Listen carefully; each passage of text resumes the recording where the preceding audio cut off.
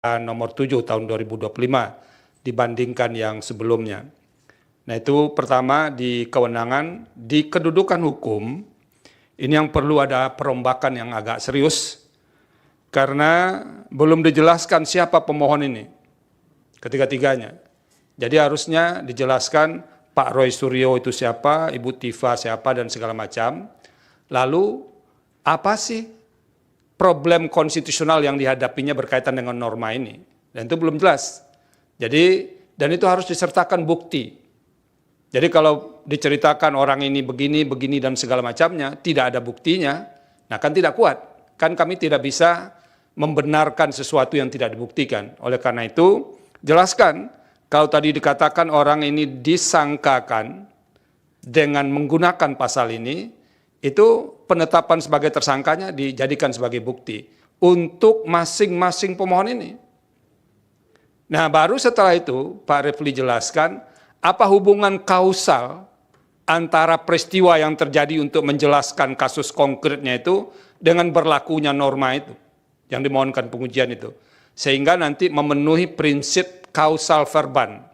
Jadi ada hubungan sebab akibat antara berlakunya norma yang dimohonkan pengujian dengan kerugian atau setidak-tidaknya anggapan kerugian hak konstitusional yang dialami oleh pemohon. Dan itu sama sekali belum ada di legal standing atau kedudukan hukum pemohon. Jadi baru hanya sebatas menyebutkan pasal-pasal, lalu tidak ada elaborasi apa kaitannya pasal ini dengan ketiga pemohon ini untuk membuktikan kausal verbannya. Tadi lisan dijelaskan Pak Refli, jadi kalau lisan kan tidak bisa kita nilai ini Pak Refli, jadi harus dicantumkan di sini. Dan itu yang harus ditambahkan. Nanti kan Pak Salman juga nanti akan banyak mengerjakannya ini. Yang ketiga, pokok permohonan atau alasan-alasan permohonan. Ada, kalau dari catatan saya itu ada beberapa norma yang diuji. Nah, yang harus ditambahkan, kalau mau ditambahkan, ini cuma penasehatan, boleh diikuti, boleh tidak. Pertama dulu menjelaskan mengapa masih menggunakan KUHP lama itu. Nah, karena begini Pak Refli, di KUHP baru, KUHP nasional ini, kan ada di sini disebut di pasal 618, nanti bisa dilihat. Pada saat undang-undang ini mulai berlaku, tindak pidana yang sedang dalam proses peradilan menggunakan ketentuan undang-undang ini, kecuali undang-undang yang mengatur tindak pidana tersebut lebih menguntungkan bagi tersangka atau terdakwa. Nah itu tolong jelaskan kenapa masih menggunakan norma ini. Satu. Yang kedua, pasal 310 itu kan sudah pernah diberikan, dinilai konstitusionalitasnya oleh Mahkamah Konstitusi. Nah nanti tolong dicari putusan-putusan Mahkamah Konstitusi yang berkaitan dengan norma yang ada dalam Kitab Undang-Undang Hukum Pidana yang pernah diputus oleh Mahkamah Konstitusi.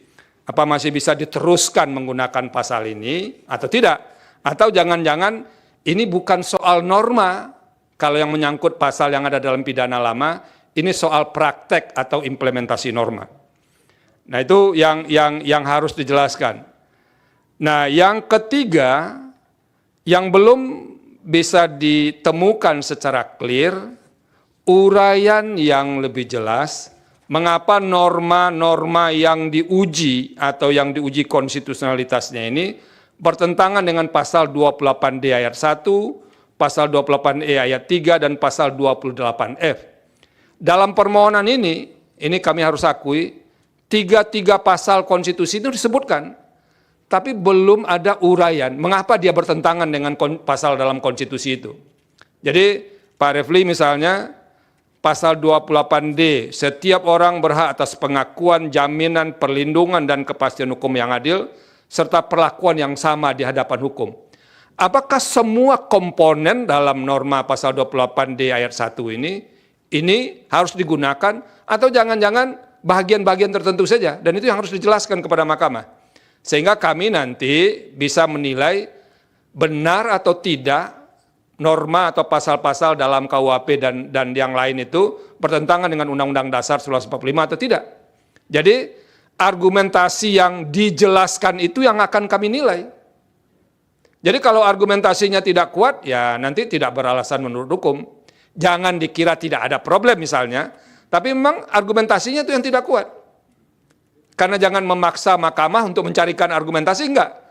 Pekerjaan kami adalah menilai argumentasi yang diajukan oleh pemohon, mengapa ini bertentangan dengan Undang-Undang Dasar 1945. Dan dari norma-norma itu sebetulnya hanya baru menempelkan pasal konstitusi, belum menguraikan pertentangan itu.